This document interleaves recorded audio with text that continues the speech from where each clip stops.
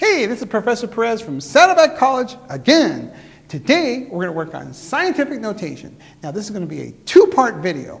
In the first part, we're going to try to explain what scientific notation is, what does it represent, and then in part two, we're going to take numbers that are not written in scientific notation and put them in the proper scientific notation for this class, which is beginning algebra.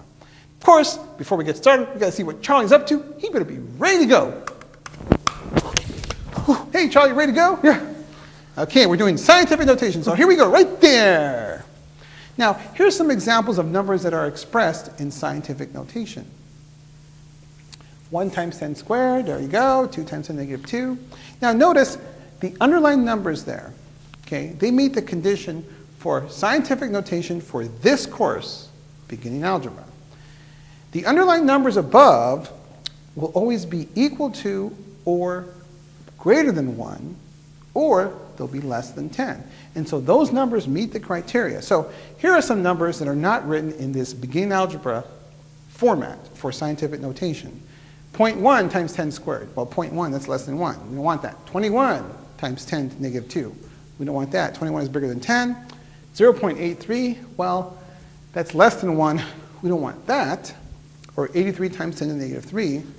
83 is bigger than 10. We don't want that. Remember, for proper scientific notation in this class, the numbers have to be between 1 and 10, or they can equal 1. These are valid numbers, though they mean something, but they're not the scientific notation format that we're looking for in this class.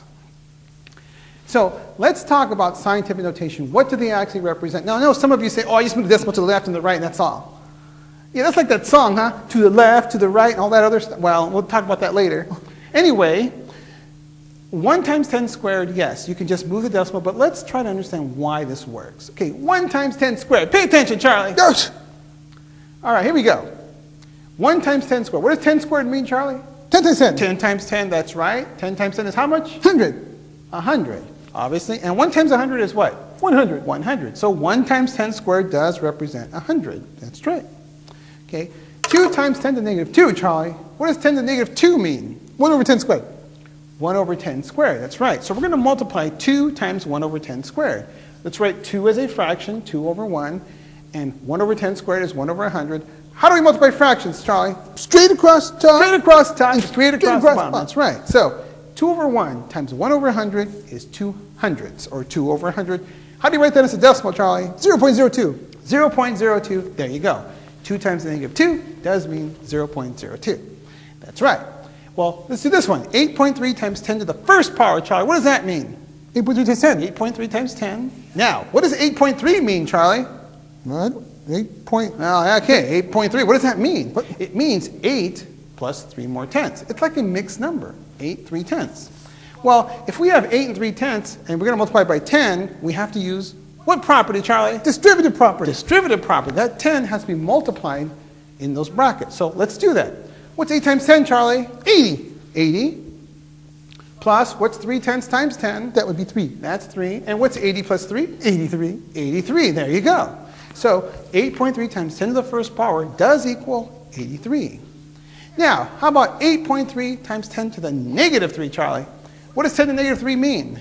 1 over 1,000? 1 over 10 cubed, which is 1 over 1,000. Remember, 8.3 means 8 plus 3/10, right? And we're going to multiply by 1 over 1,000. Okay, so once again, we have to use what property, Charlie? Distributive property. Distributive property. And when you multiply 8 times 1 over 1,000, you get 8 over 1,000, and 3/10 times 1 over 1,000 is 3 over 10,000. Now we'll write the fractions as decimals. 8 over 1,000 is what, Charlie? 0.008. 0.008, that's 8 1,000ths. And 3 over 10,000 is written as how? 0.0003. That's right. 0.0003, which is 3 10,000ths. And if you add the two together, you do get 0.0083. 8.3 times 10 to the negative 3 is scientific notation for 0.0083, right? Okay. Well, yes, there is a pattern to these decimals. We're going to get to that in a second. Don't worry. Just hold on. You too, Charlie. Okay, here we go. Let's look at 8.3 times 10 to the negative 3, and let's look at it in kind of a mixed number format. You'll see what I mean. 8.3, we said, is 8 plus 3/10 times 1 over 1,000, right? Okay. Well, 8 plus 3/10 is a mixed number. It's 8 3/10. That's what a mixed number is. 8 3/10 simply means 8 plus 3/10. Got to know that. Now here, we're going to take 8 3/10, which is a mixed number, multiplied by 1 over 1,000. So a lot of you know the pattern. You go, 10 times 8 is 80 plus 3. Yes, that's a pattern. But why does that work? That's what we're going to explain here. Well, remember, 8 3/10 is the same as 8 plus 3/10. Now let's do a common denominator. 80 over 10 represents the 8 plus 3/10, right? Now what's 80 tenths plus 3/10, Charlie? 83 tenths. 83 tenths, that's right. So there it is. That's why that pattern works. Remember, 10 times 8 is 80 because there's 80 tenths there, and then you add the 3 to get that 83 tenths. Just showing you how it works. Now, 83 tenths times 1 over 1,000. How do you multiply fractions, Charlie? Straight across the top, straight across the bottom, right? Okay, so what do we get here? 83? 83 over 10,000. Very nice, Charlie. Now, how do you write that as a decimal? 0.0083. 10,000s is? 0.0083. 0.0083. Very nice. Okay. Now, I know a lot of you are just dying to get to this. Well, we just move the decimal this way and that way. Yeah, you do. Well, let's talk about that now. We have 8.3 times 10 to the negative 3. And yes, there's a pattern here. 8.3, look at our final answer. The decimal was moved which way, Charlie? To the left. To the left 3 times. That's right. Somebody wrote a song about that. That's right. To the left, to the right. That's scientific notation. Anyway, let's go on here. Yes, you move the decimal to the left 3 times.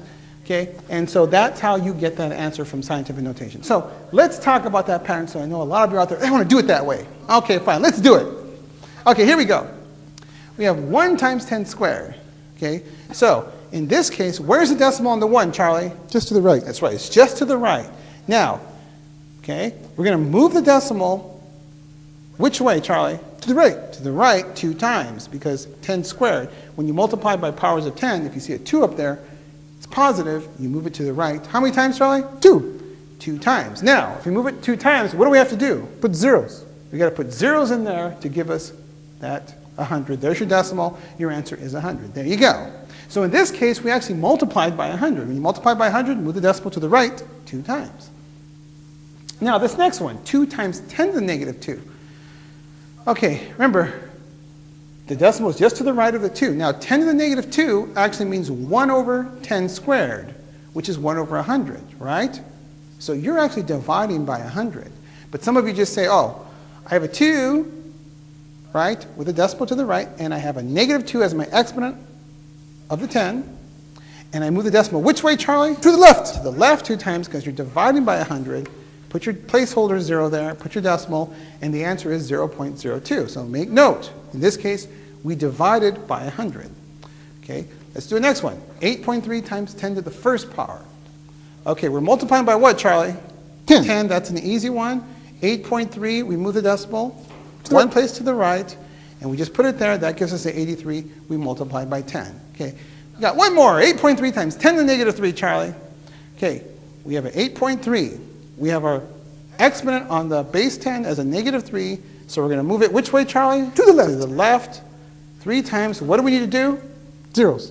Put your zeros in there, put your decimal down, and there's your answer, 0.0083, in which case we divided by 1,000. Anyway, here's another one. 5.2851 times 10 squared. Which way to move the decimal, Charlie? Right. To the right 2 times. That's right, because there's a 2 up there. And you move it once, twice, so your answer is what? 528.51.